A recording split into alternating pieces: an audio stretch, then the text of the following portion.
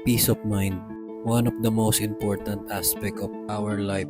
Ito ay nagmumula sa kakayahan nating magpahinga, mag-relax sa kabila ng araw-araw na hamon, challenges at stress ng buhay natin.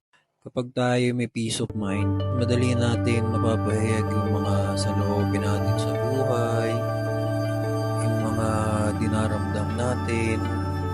Makakatulong din siya para mapag-desisyon tayo ng maayos at makapagbigay din tayo ng mas mabuting koneksyon sa ibang tao.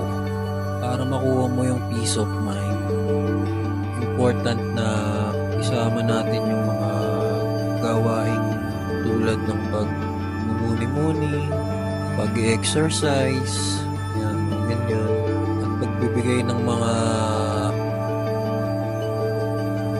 oras sa mga bagay na nakakapagpasaya sa atin.